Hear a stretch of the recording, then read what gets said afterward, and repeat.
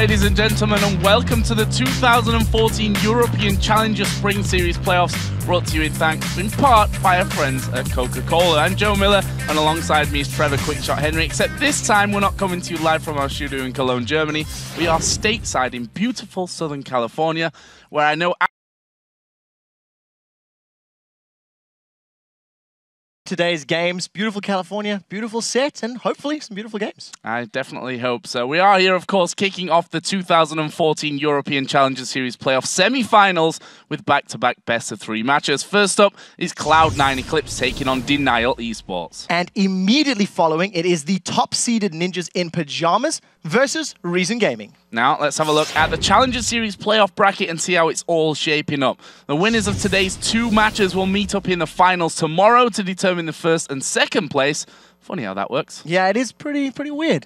And of course, while both of those teams will be guaranteed a trip to the LCS Summer Promotion Tournament, the losers of today's series will face off tomorrow in the third place match for that final Summer Promotion berth. And of course, you can always follow all the Challenger playoff action simply by going to lolesports.com. Yeah, there you're going to find stats, scores, schedules, and more under the Leagues and Tournaments tab, which is near the top of the page. All right then, let's get into the first half of tonight's games and our first semi-final matchup with Cloud9 Eclipse versus DNL Esports. And these two teams have some history in Challenger already. They faced off in the quarterfinals of the second Spring Series, and in that match, DNL actually upset Cloud9 Eclipse. Yeah, now Cloud9 Eclipse came into that game as the Series 1 champs and had only lost 1 game in the entire Challenger Series on their way to the title.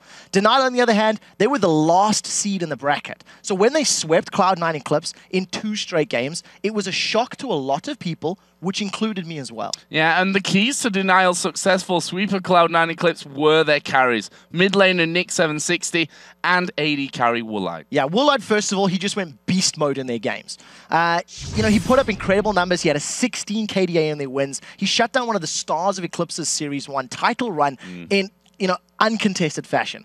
Then their mid lane in NIQ, he only had a mere 14.5 KDA in their 2 wins, which included a perfect game 1 on Nidalee. He went 6-0 and 10, and he landed every single javelin toss. Yeah. But like all things in League, while NIQ and Woolite's individual numbers are great, it was DNL's synergy and their coordination, especially moving around the map, that was the key to their victory. However, I have to say that synergy and coordination could be affected by their roster change in the support position.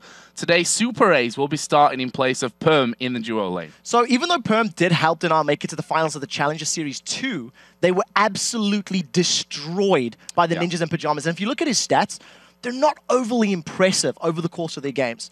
Super A's is coming into the roster. He brings with him several years of competitive experience, and we'll have to see if they've had enough time to get the coordination and their teamwork up to speed to have a repeat final performance. But despite being beat by DNL the last time they took to the Rift in the Challenger Series, we can't forget that Cloud9 Eclipse was the most dominant team in the first Spring Series. Now, they only lost 1 game on the way to the series finals, where they, of course, took out the favorites NIP in 2 clean sweep games. Yeah, now the star for Cloud9 Eclipse in their title run was their AD carry Hjarnan. He racked up 48 kills and 46 assists over their 8 wins and 1 loss. That's 9 games for all of those numbers. Impressive. Yeah, he's going to need to step up again and perform like he did when he had that perfect game against NIP in the finals, and not the unlucky 7-7-7 performance that he put up against DNL the last time these teams met, which was in the quarterfinals of this exact playoff. So let's take a look then at the starting lineups. Kicking off in the blue corner with the second-seeded Cloud9 Eclipse. They are Odoamne in the top lane, Ko in the jungle, Febiven in the mid lane, Hjarnan the AD carry, and Voidle the support. Yeah, and spawning in the red corner for Game 1 of the semi-final series is DNL Esports. Babunia in the top lane, Kikis in the jungle, Nick in the mid lane, with Woolite as the AD carry, and Super Ace is the new support coming in, as we've already mentioned, replacing Perm. And we have to say that we've got a bit of a spectacle here. Not just are we in the Challenger Series semi-finals, these teams vying for a spot in the promotion tournament, we're also going to see the first real action on the new 4.5 patch, which has got a ton of changes in it. I'm super excited to see how the jungle meta is going to work around with Feral Flare. I think that's where most of the hype is right now. A lot of people talking about how powerful Yi is in the jungle, Xin Zhao. I've got my own suspicions about Warwick, and we'll have to see how the teams decide to work around this new item. When we get into the game, we'll talk a little bit more about the stats, but it has re-energized the role. And we'll have to see what the challenger teams do with it, because we haven't seen pros playing with it yet. Yeah, and the interesting thing is that 4.5, you know, it's not been around for that long of a time. So these teams are surely still going to be finding their feet a little bit. We've not just got, you know, changes to items in there. There's new rune changes. We've got certain champions that have had reworks. We should probably mention them here. The likes of Gragas, Misfortune, not in there to be played today. And Rengar as well. His kit's been tweaked and reworked. So all three of those champions not available for another month. We also know that Cassidy is still sitting on the bench. He is available next week for the playoffs, but he's not going to be available here. So some of the champions are out. They're not going to be available for play. I think one of the biggest keys that we need to keep our eyes on is how effective Summon a Heal is going to be, because that has also been reworked. It now affects 2 champions. It has a slightly lower base value than Barrier at level 1, but at max rank, it actually has higher stats than Barrier, and it affects 2 champions. So we are anticipating 80 carries to run that. You look at Distortion upgrades for boots, along with many other changes. Distortion, we were just talking about it before we came on air. We feel it's very powerful right now, and we are expecting to see it in replacing Home Guard, which has been the de facto boot enhancement for a lot of this top-tier play. Yeah, I got also, of course, a couple of new items in there completely. As I said, the rune changes, which is going to be interesting to see how much time these teams have really had to figure out exactly where the strengths and weaknesses of all these new changes are. Yeah, it is very interesting. There's been so much talk about the seals and whether they should be changed from flat armor to HP per level, and everybody's trying to figure out what the best min-max opportunities are. What's even riskier or even more difficult for these challenger teams is that if they reveal the top-tier strat now, the LCS teams are going to be watching this, because 3 out of these 4 teams will be competing for an LCS spot in 2 weeks' time. So there's got to be a balance for these guys. They've got to give it their all to win, but they can't reveal everything secret to give the LCS team some time to prep for them. So we're going to be moving into Champion Select here in just a couple of minutes, which gives us time to talk about the possibilities going into that one. I want to focus on the top lane first. If you look at the champions that both top laners play, there's a definite crossover there. There is, and I actually think they play more beefy tanks than most. We've seen some bruisers being played by LCS teams, but for these guys, it's Mundo, it's Shyvana, it's Trundle. That's their go-to champions. We were also talking about Mundo with heal and teleport with distortion boots is a bit of a thing in the higher divisions right now, but we'll have to see what the teams decide to run and their options. I feel like they're very meta-focused, and both Odoamne as well as Babunia like to be on the front line. They like to be beefy and soak up all of that damage. What do we think to the mid lane? Because for me, taking Gragas out of the equation is actually a pretty massive thing. Obviously, he's had his rework in this one. If you look down the champions that they've played, they've, you know, outside of Rhythm, which Febiven really likes having there, there's been the Gragas, there's been the likes of the Ziggs. I guess we're going to find out now as we go into Champ Select. I think it hurts Nick a little bit more than it hurts Febiven, because Febiven has played more Assassins in the past. He does like those all-in champions, like Zed. We've seen him playing Kayle as well. Whereas on the side of Nick, he prefers the Ziggs, prefers the Gragas, the Nidalee, those sort of longer range farm champions. So we'll see if he doesn't get something he wants, maybe the Orianna. It's been a default that we see LCS teams fall back to when they don't have their farm type champions.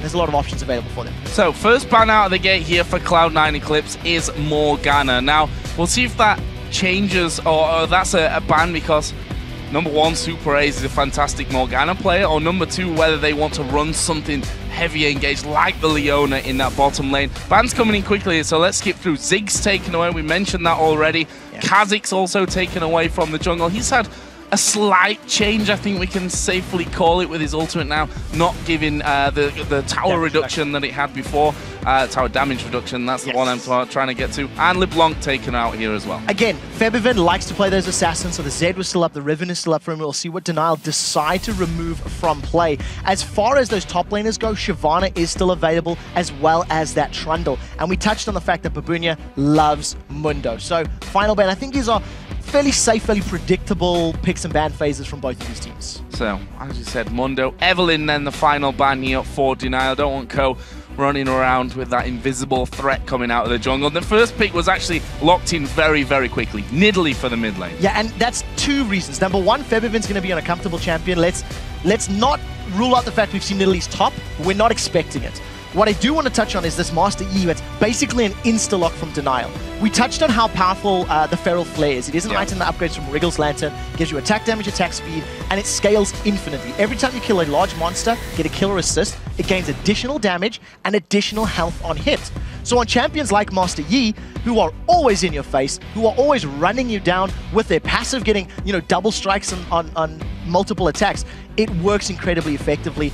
And I'm very excited to see it because Master Yi was for a long time considered a lower tier champion, and now we're seeing it in the upper echelons in the hands of these challenger guys. I think the last time we've seen it was maybe 2 years ago by now. Alex Ich running it in the middle, IPL 5, if memory serves me correctly. But we are moving on from that one because the pick's coming out quickly here.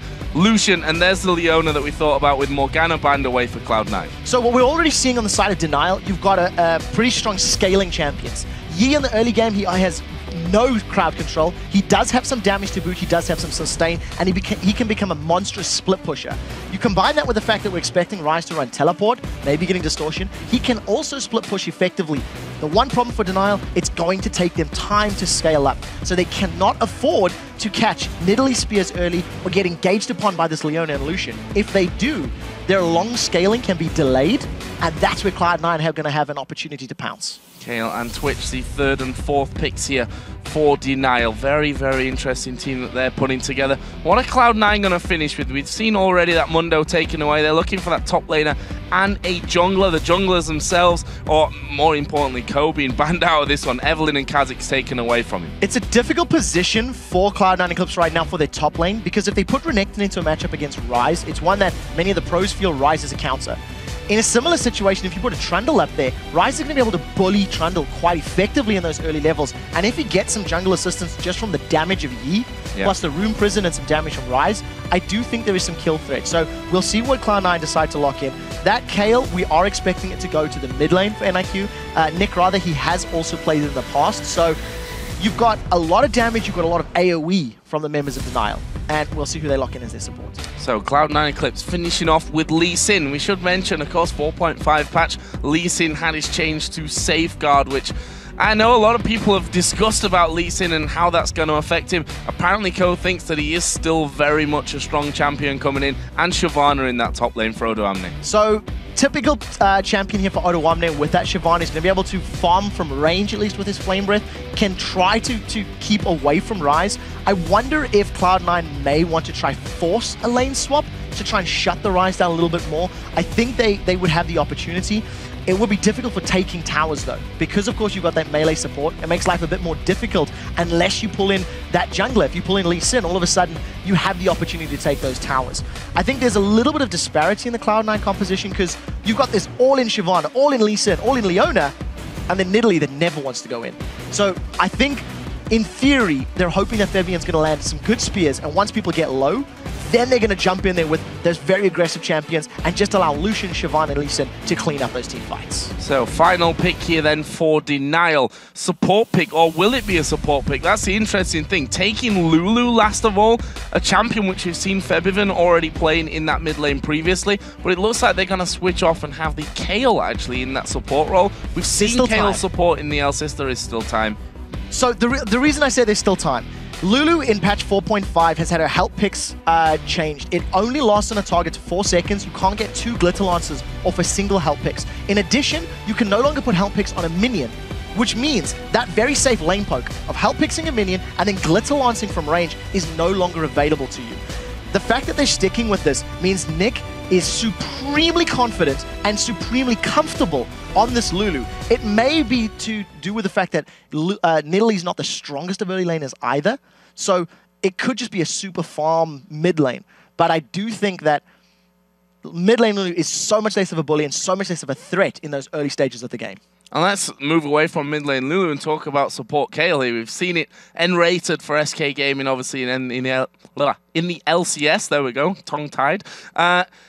I'm still not sure how impressed I was with that Kale support, but it does have its strong points. Yeah, so, you know, with the Kayle support, you do have the ability to early pressure a lane. You have got that splash damage from a Righteous Fury.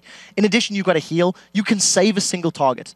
Single target saving is great, especially when you're against a Nidalee. The moment you see Febiven roaming around the map or getting involved, if a spear's about to land, you can save them with that intervention.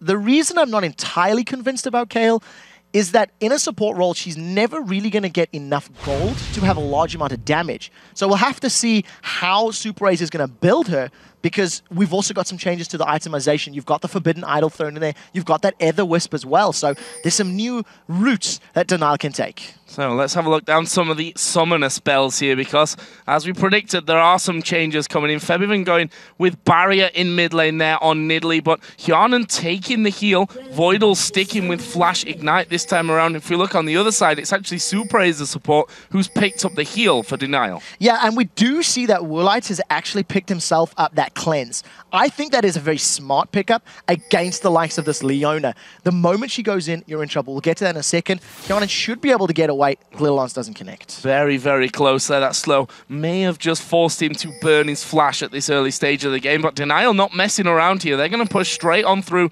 into that brush, get themselves a ward down, and looking like they will, in fact, start to back off. Really, there wasn't much of a reaction to that from Cloud9. They actually stuck to their positions. We can see that Leona's on that top side of the map, so wondering if they're going to try something of their own. I think this is mostly just for support of this invade. As Denial grouped up as 5, one of the reasons you go for that aggressive play, whether you push into a bush as 5 or hold one of your own, it's just to reduce the risk of someone getting caught out. As long as you're sticking together as a 5-man, it is reliable safety. And if somebody from Cloud9 is there, you can count on your early game abilities to work in your favor. So at the end of the day, Denial don't get anything from that invade. They get a little bit of deep vision, and it actually looks like they will be losing the first buff. Red buff invade here for Cloud9. 4 men actually there, only Nidalee away from the pack currently in that middle lane. And this is going to be an easy red. The question then is, will Denial move across the map and take away the Cloud9 red? Now, it's going to be a safer move for Denial to do that, because you'll notice that Cloud9 Eclipse are setting themselves up in a lane swap, and Denial have read it perfectly. They anticipated Hjarnan and Voidle going to the top lane, so they've put Woolite as well as Super Ryze there as well. So we've got the rotation from both of these teams. I want to see whether or not Kikis is going to be brave enough to go for that red. It doesn't look like he's made any notions to go for a fast blue, which means that Cloud9 Eclipse may have actually secured themselves a 3-buff start. We'll see how it plays out as Kikis continues to path. Yeah, takes himself the Wolves, and we'll move on to that other side of the map where he's going to see, oh no, my red buff is, well, kind of gone by now. Ku, actually, he's doing his Wolves as well. Didn't go straight onto that blue, and we'll see if he actually passes over towards the red buff here first of all. Kikis just seen that that red has in fact been taken away from him, and that will make him realize that, okay, I need to make something happen from this one. This mid lane, Nidalee versus Lulu. New Lulu, we should mention as well. What do we think to this lane? So it's going to be full farm. I think the ability to get 2 glitter lancers, I mean, you were only going to get 2 glitter lancers off for health picks once you had cooldown reduction, blue plus Athene's and Holy Grail anyway. And I don't think there's any kill threat. Without jungler assistance, both of these champions, one's got a heal, one's got a shield. So the moment Nick looks like he's going to get caught up by that javelin toss, he's just going to shield himself up, block most of the damage, and you'll notice that Febiven doesn't have a whole lot of ability power right now. Farm fest till jungle intervention. And speaking of intervention, this top lane here, this duo, we've seen the switch coming in to leave them 2 versus 2 once again. They've been pushed on towards their turret there a little bit, but we can see that the farm staying relatively even. And here is Ko taking away his own red buff, which means that he gets 2 red buffs at the start of this one. Early advantage to him. It is an early advantage, and I think what's more imperative to note is that Ko's not going to gain a massive amount more than Denial, but what he has done is he has denied Kikis that buff. He's denied him the experience and the added clear time. Babunia has been caught up, but there's no support from Odoamne. He may not need it. He's actually going to have to flash here, and then we see him go over the top, but Ko is going to run in towards Kikis. Babunia goes low, and there is the first blood coming out for Ko. Is he going to get away from Kikis? Actually putting good damage in, but the Alpha Strike will get him a kill back. Yeah, so Kikis is going to recompensate the fact that his buff was stolen by grabbing himself the double buffs off of Ko. You actually noticed over the course of the fight, because of the changing to the safeguard, Ko needed to use that safeguard on himself, block up some of that damage, and he didn't have it available to him to get back to that ward. So, unfortunately, 1v2. Confident play by Ko. Nets himself first blood. Overall, I think advantage denial because that small slowdown to Kikis' jungle has already been balanced out. Yep, gets himself the double buffs back and he'll be like, ha, took the buffs and now I've got them for longer. Good for me. In this top lane, the 2v2 Woolite definitely doing a fantastic job here as a 10 CS lead already, pushing once again that wave straight up onto the Cloud9 turret. Yeah, you actually expect that at this stage of the game because of the fact that Leona has not got all-in potential. You'll notice that Voidle has just hit level 3, which is now the point that you want to start engaging. We'll get back to that top lane in a moment as Ko has set his sights on Babunia again and he's low on mana. No flash here for Babunia either. Used that earlier on. Odoamne actually taking a lot of damage there, but can he get away from it? Ko only needs one more hit. It's Odoamne that gets it in the end. Did use his flash to get that kill though, to give him a bit of an advantage in that lane. Definitely worthwhile. We talked about the fact that Denial's composition and Denial's champions will need time to scale up. If Cloud9 can continue to punish Babunia without that flash, secure kills, and get both Ko and Odoamne, you know, in an advantageous position, Denial may never get the chance to scale, may never get the chance to have a big impact. So, very smart play. Ko can just rinse and repeat every time Babunia is pushing down that lane. Well, there is once again the wave push straight up onto Cloud9's turret. And we've seen in the past that Hjarnan has been a massive impact player for them. He has done really, really well across it. I mean, you look at their Meet Your Makers semi-final from the last series. Voidle does go in here. I'm not sure how much damage he's going to be able to do there, and he's going to be forced away once again. So pretty smart play, like we talked about. Once Leona has access to all three of her core abilities, then she can start engaging. On this patch, there has been a small nerf to the Eclipse, which is Leona's W. Some of the base armor and magic resist has been dropped somewhat, which makes the decision to go in and play aggressively all that more important. The one thing you do have to note, Kayle can shred armor and magic resist with her passive. So if given enough time, all of those bonus statistics that Voidle picks up with Leona can get burned through. The key is for Super Raze and Woolite to not get instantly burst down. Here's Kikis having a bit of a wander through the Cloud9 Eclipse jungle. Will get himself a Wraith camp here as well. And you see the speed at which Master Yi is able to finish those off. Ko just thrown his Q through there and realized, okay, my Wraith camp is gone, so he's around here somewhere. So for the record, thanks to the kill that Kikis was able to secure, he already has himself this Feral Flare built up. Now Kikis is jumping on Odoamne. This could be actually bad news for him, but Ryze not in position, couldn't flash in, that's down, and get that room prisoned in. And he didn't have his ultimate either. He only just got access. So that speed boost that you pick up from that Desperate Power was not there to run him down. The reason I highlight that the Feral Flare has been built up, it stacks. Ko's taking a fight, he's got a level on Kikis. And he's landing the Q there. There's the meditate actually coming out from Kikis, trying to keep himself healthy enough as Babunia comes around the side as well. They're going to be able to lock up Ko, but have they got the damage to finish him up? He gets kicked over the top. His flash still not up, but Nick has come down from the mid lane as well. They're safe for now. That was such conscientious play from Ko. Saving his Dragon's Rage, I almost thought it was a mistake to save it against Kikis. I felt he could have interrupted the meditate and then gone for the kill, but damage reduction would have applied. So the Dragon's Rage would not have dropped Kikis low enough. Thanks to saving his Dragon's Rage, he does a super smart play, knocking Babunia over the river and following through with that Sonic Wave Resonating Strike combination. So very smart play and great command over Lee Sin, which is a mechanically intense champion. And now the top lane has finally been pushed back a little bit for Cloud9, but still hanging about 10 CS behind his. Kikis going to go low here from taking his red buff. Nick did get his blue there, we did see just a brief moment ago, and Kikis going very, very low, taking his red, but low is not dead. He'll be happy to secure that here on its second spawn. Yeah, I also just realized I got a bit ahead of myself. It's not a Feral Flare yet. It needs to kill 25 large creeps before it becomes the Feral Flare. So, small correction on my part. It is the Wriggles Lantern.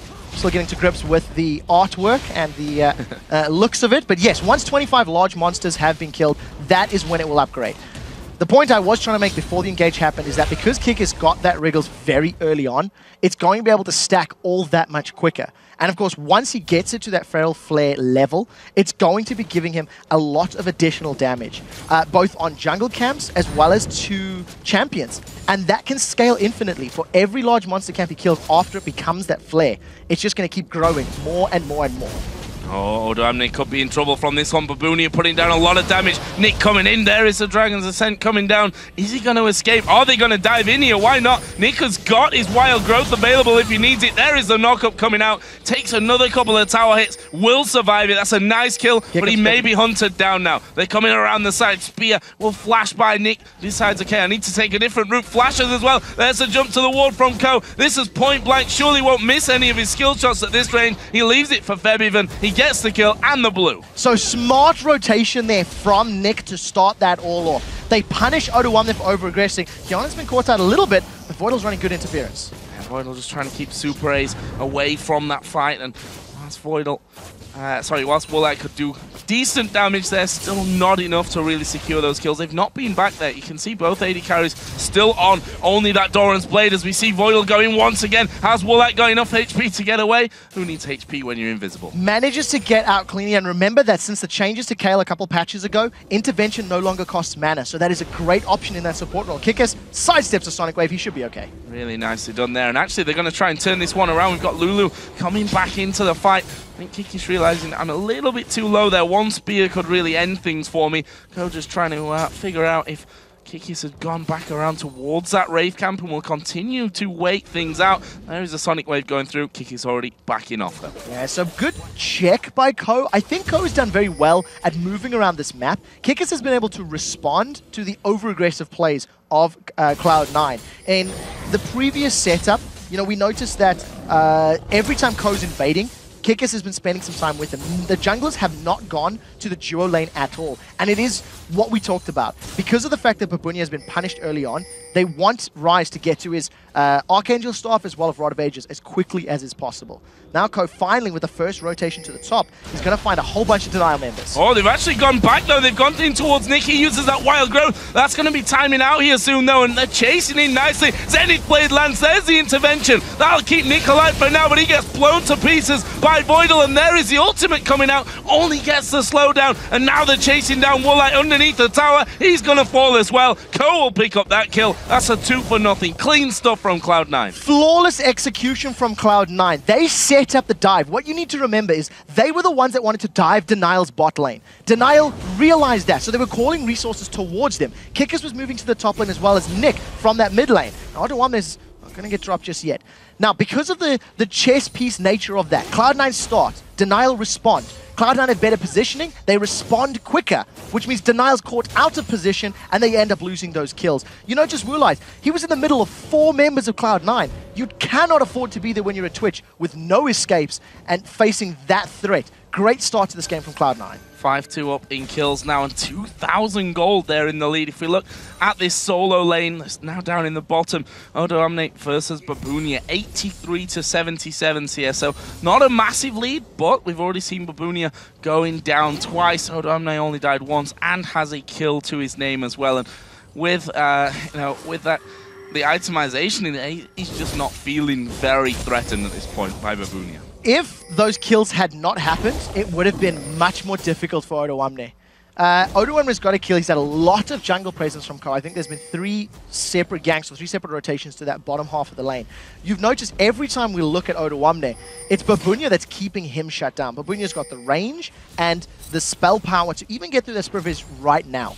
Odoamne, he needs to be super careful. Kikis and the rest of Denial have already dived him once, so he's got to be very calculated with how low he stays under this tower. Yeah, I actually had the vision there as Kikis stood on that Nidalee trap and was walking away, and I guess calculated the fact, okay, he's probably not going to come back here. Saw that Babunia basically had no mana to do anything underneath that tower, and figured he can just stick around a little bit longer and farm things up. There's another blue buff being handed over towards Nick. Last time, of course, did end up losing it going down to Febiven. Yeah, thanks to basically Cloud9 just being in the right place. Kikis once again caught up by Ko. This is a lot of damage coming in. There's a Wild Growth, flashes away. I think he was out of range of the spear then. I think he'd already sidestepped it. Meanwhile, on the top side, we are going to see the Solar Flare coming in. Super Ace goes down. I'm not sure that Woolite's going to survive this one either. Voidle's got the hell to go under the turret. It's actually Hjarnan that was tanking it. Ko was coming around. And again, 2 kills for nothing for Cloud9 Eclipse in the top lane. Ko has planted a Cloud9 Eclipse flag in Denial's jungle.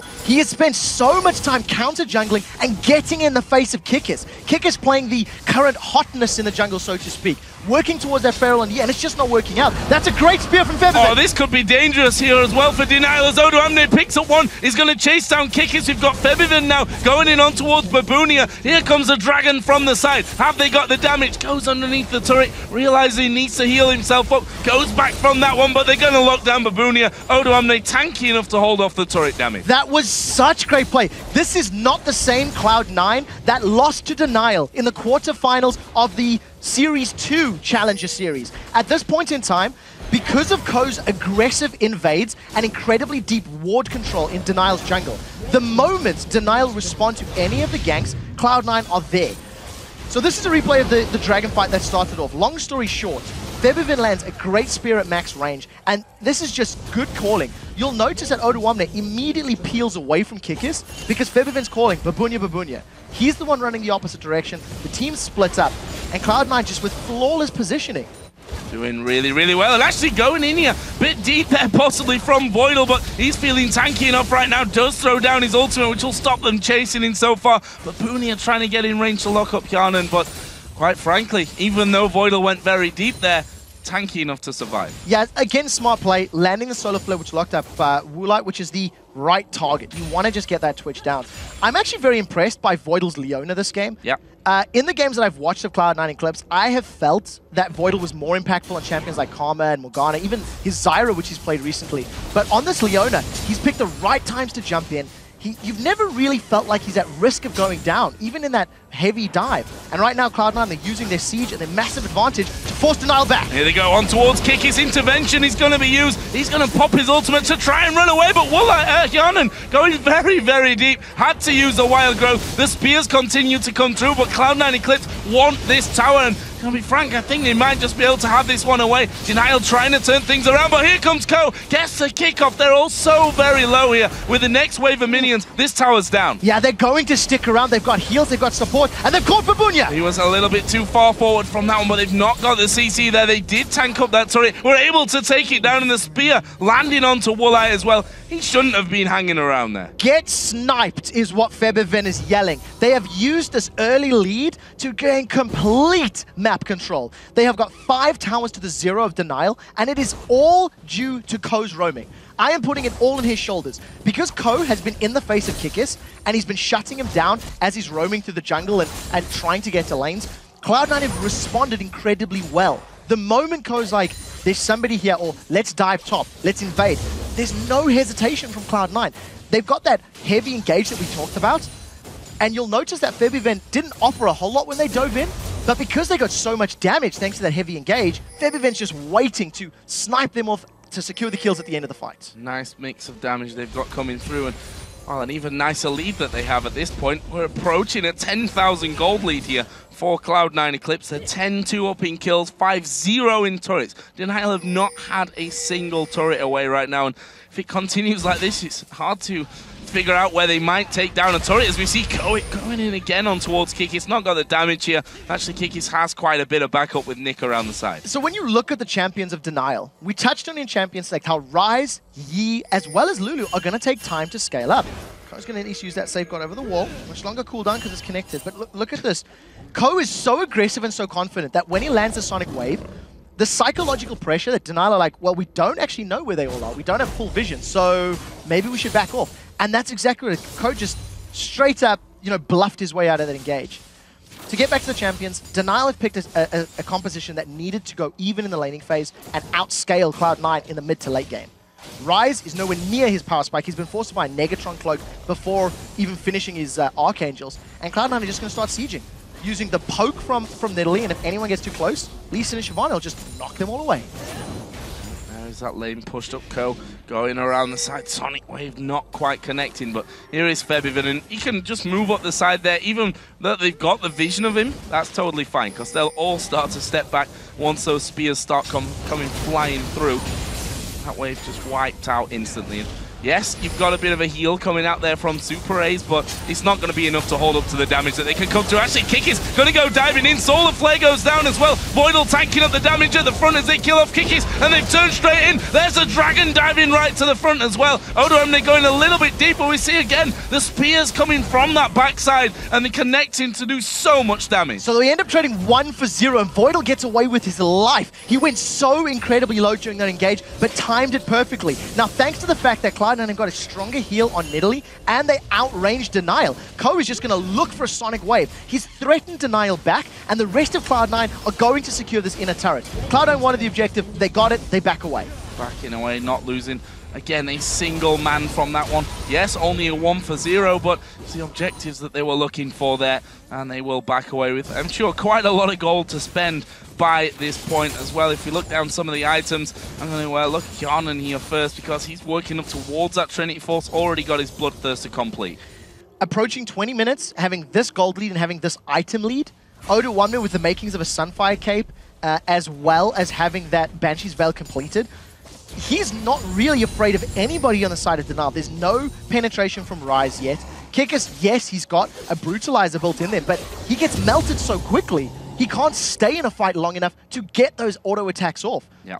So at this point in time, Cloud9 have now reached those inhibitor turrets. They're the last ones on the map, and because they've had complete control of Denial's jungle, Cloud9 are most likely going to look for a spear to land and then just tower dive. They've got such strong tower diving champions with Shyvana and Leona. Voidle just went 1v2 to zone them away, and Denial are running. They're retreating. They can't fight. Actually, they had vision that that was just Voidle there, but I guess they were still a little bit scared of whether he pushed around one of the other avenues there in the jungle to come in and be picking up kills. But it just shows you the respect that Denial are having to give to every single player on this Cloud9 team. That's the thing. If they'd actually engaged in Voidle and you can keep both Ryze and E busy, it opens up those other lanes to heavy pushing. So it's a calculated risk. Yeah, we may lose Voidle, we may lose our support Leona, but we could gain 50% of the inhibitor turret HP gone, which makes it so much easier to secure on a tower dive later on. So I think very smart play. The story of this game has been purely that Cloud9 have rotated around the map incredibly well, and Ko's just 1v1 Woolite. Yeah, 1v1. Wow. That was pretty sick stuff, just kicking him back, getting the knock-up as well, and he'll say, nope, you're not going to catch me today. Kikis actually speeding on after him here, but you're not going to be able to catch out that Lee Sin. And right now, if you do try and catch him out, you might fall foul of the rest of the team coming around. There is Kikis coming in. Voidle lands that Zenith Blade, is going to put down the ulti, and there is the death. 1, Chasing 2, in 3. too far. It's not over yet. Cloud9 on the inhibitor turret now. Denial were out of position in the bottom lane. They're trying to pick a fight. They just can't do anything No. to them. They've not got the damage. They've not got relative items when you look at what Cloud9 are packing right now. I mean, Hjarnan is pretty much a full big item as well in front of Woolite at this point. A massive, massive advantage. As it stands, Denial need to defend these 3 turrets for 20 minutes. If they do not stall out for the next 15 or 20 minutes, that is their only chance of survival. And I don't even think that's actually possible, because their wave clear is not the safest. Kayle is pretty short range with her Righteous Fury. Lulu does not have the ability to have multiple Glitter Lancers right now on the minion wave to have distance. And you're not really going to use Yi to Alpha Strike in. So it's going to be a difficult defense here for Denial without having the likes of a Ziggs or the likes of the wave clear from Orianna, for example. So, where's the plan here? We see that Cloud9 making sure that they've got full-on vision control, and actually they've started off Baron at this point. Hjarnan just keeping everyone away. Meanwhile, a 3-man Baron attempt coming in from Ko, Voidle, and Odoamne. And I say attempt, they're going to be able to take it down easy peasy. Denial can't do anything about this. I mean, they haven't left their base. If you look at the amount of wards that Cloud9 have over Denial's jungle, it's complete vision control. And if anybody does come in to try and set something up, all you're going to have is Voidle peeling, throwing down his Solar Flare, catching him with Zenith Blade, and taking him out. So just extending this gold lead is now 14,000.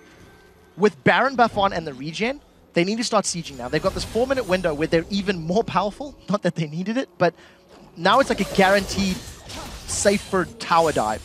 And I think if Cloud9 don't punish Denial even more now, their window of victory is going to get smaller. I mean, look, it's 14k. It's their game to lose now. Yeah. But they can't allow Denial the time that they need to get the items that they want. By a long way. I mean, we've just seen them backing off there after that Baron pickup. Hjarnan finished off the Trinity Force, almost picked up a last Wisp. They got the pickaxe and that long sword. We saw the Sunfire Cape finished off by Odoamne. He also picked up another Giant's Belt. There's a Rabadon's Death Cap and an extra blasting one in the mid lane for Febiven as well. Voidle is feeling so tanky now with that Warden's Mail in there and all the extra resistances and health that he's got that he's not scared. We saw it a minute ago in the top lane that he'll dive in onto two guys without too much hesitation. So I want to touch on one thing. Voidle's picked up the Face of the Mountain, which has also been changed this patch. Lower HP per 5, but higher max HP. It actually gives you the same amount of hit points as a Randian's Omen at 500 in slot. What I like about this heavy counter jungling and aggressive jungle play from Cloud9 is you'll notice Kikis has only about to get his Feral Blades one stack away right now at 24. At 25 minutes in the game, he hasn't started stacking that bonus damage. And it's because Kikis has not had access to his jungle. Kikis doesn't even have access to his lane. Cloud9 just pushed him away, and they've secured a tower uncontested. And they're going to keep going on this one. We see the spears flying through again. Kikis will catch another one, and this is the first inhibitor going down. No way in hell that DNL can hold on to that one.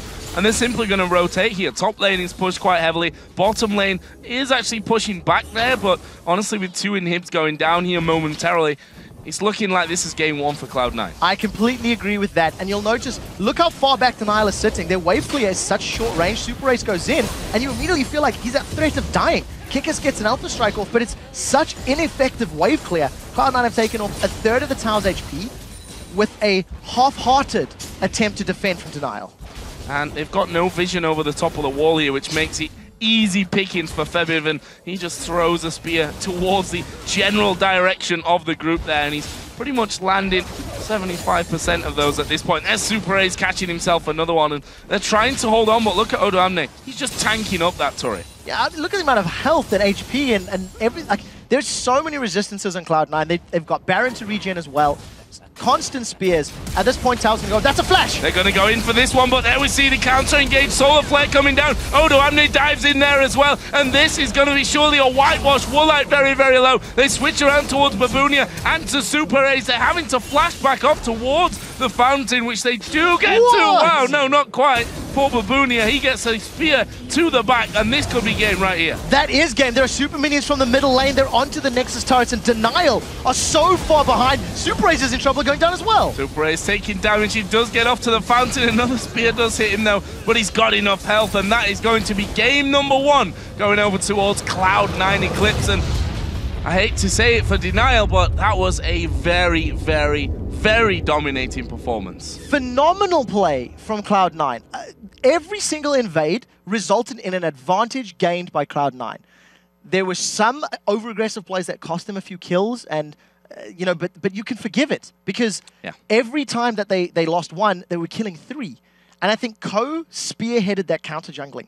We touched on the fact that Master Yi is very powerful, that Feral Flare could theoretically have been powerful. He never got a chance. Yeah. He never got a chance. Ko camped in DNL's jungle, pitched a tent, got some s'mores, and denied DNL all of their buffs. And we have to give props. Well, it's hard to say where you don't give props, I think, to Cloud9. Voidle, you mentioned it, that he's done incredibly well with the supporty supports, you know, the heavy engaged supports. We've seen him being like, not 100% sure about that. But his Leona this game was perfect. It was immaculate. There was one particular engage in the bottom half of the map where he basically engaged into 4 or 5 members, got everybody low, tanked up, you know, 1,500 hit points worth of damage, and flashed away with like sub 200 HP. The knowledge and the experience to stay in there long enough and still get away with your life, it was impeccable. And I think if DNL don't mentally get themselves out of what just happened, you could see a repeat in game 2. Well, with our first game in the books, we need to take a quick break. But when we come back, it's game number 2 between DNL Esports and Cloud9 Eclipse. Stick around, guys. There's more Challenger action coming your way. Find a whole bunch of DNL members. Oh, they've actually gone back though. They've gone in towards Nick. He uses that wild growth. That's going to be timing out here soon though, and they're chasing in nicely. Zenith Blade lands. There's the intervention. That'll keep Nick alive for now, but he gets blown to pieces by Voidle, and there is the ultimate coming out. Only gets the slowdown, and now they're chasing down Woolite underneath the tower. He's going to fall as well. Ko will pick up that kill. That's a 2 for nothing. Clean stuff from Cloud9. Flawless execution from Cloud9.